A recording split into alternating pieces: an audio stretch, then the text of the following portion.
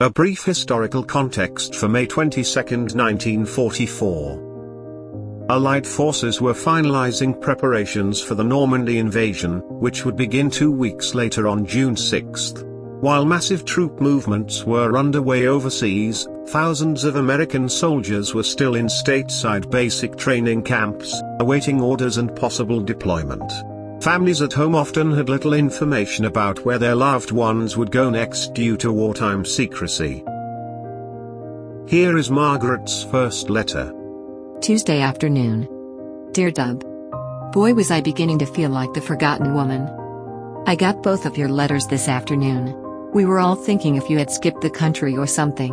I called your mother Saturday to see if she had heard anything, and when the postman didn't bring me a letter this morning, I phoned her again yesterday. I cried almost all day yesterday. I was almost crying when I hung up talking to you last Wednesday. I'm afraid you are going to have to keep those letters coming pretty fast. I'm so sorry to hear about that throat. Sure hope it is better by now. I've had something wrong with my right shoulder. I couldn't raise it at all sat. But it is some better today. Still, I don't feel so hot because it's that certain day of the month. Rosalind was thrilled to death when we got your letters. Her face is okay now. The scab was just hanging one day and she went out to play. She came up on the porch and the scab was gone. I asked her where it was and she said the wind blew it off.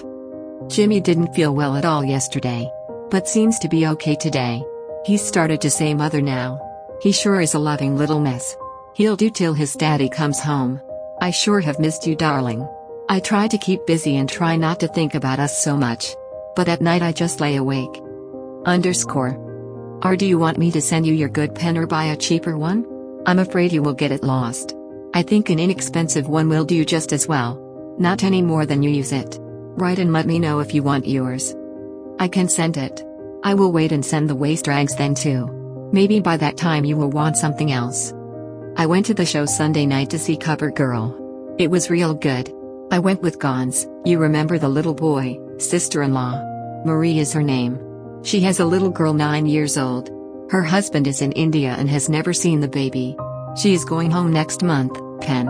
She sure is nice. She comes over almost every afternoon and we take the kiddies for a walk. I won't get your pictures until the 30th. I'm going to get a frame for the big one and put it where Jimmy can see it every morning when he gets up. Rosalind asked the other day when you were going to kill them Japs. I told her I hoped you would never get a chance to kill a Jap or a German. Well, I guess I will close for this time. Mother has Jimmy out in the yard and I'll have to get out there and help tend to him. Everybody in the whole neighborhood asked me where you had been stationed and I didn't know. I hadn't heard from you. I think they had started feeling sorry for poor little me. But I knew I would hear sooner or later. It was a little later. Darling, I never will forget last Tuesday night. You looked at me as if you never would see me again. It made me feel funny all over. But I had no idea that you had your shipping orders. I will write you again tomorrow. It may not be but just a card, but I bet you will like it. Write me often, darling, because this past week has been a nightmare. I'll just pass out if I don't hear from you. I love you, darling, more than I ever knew. It seems like you are so far, far away. Just try and phone me sometime if you can later on. You can write me and tell me when you plan on phoning where I can be around. Well, be sweet, sugar, and write as soon as you get this. All of my love. Margaret Helen. I will send you a money order tomorrow. Hope I will. I have a milk bill to pay first. Didn't have much lipstick on. Try to do better next time. This letter carries raw vulnerability from Margaret. Unlike his letters, which often steady themselves around routine and duty, hers is emotional, immediate, and honest. She calls his mother when no letter arrives, cries nearly all day, lies awake at night, feels the neighborhood watching her wait.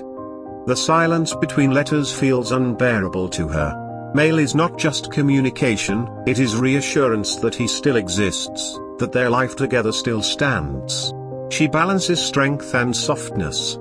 Managing sick children, paying bills, considering whether to send his good pen, framing his photograph for Jimmy to see every morning. There's also quiet fear. She remembers the look on his face the night he left, as if you never would see me again. Only later does she realize he likely already had shipping orders. And then there is the line that cuts deepest. I told her I hoped you would never get a chance to kill a Jap or a German. In a time when patriotism was loud and public, this is a private hope. She does not want glory. She wants him safe. The lipstick note at the end, playful, tender, reminds us that even in fear and separation, romance and humor survived. This letter shows the other side of basic training, not mud, rifles, and inspections, but kitchens, milk bills, children asking questions, and a woman trying to be brave while feeling very alone. History was preparing for D-Day. She was simply waiting for the next envelope.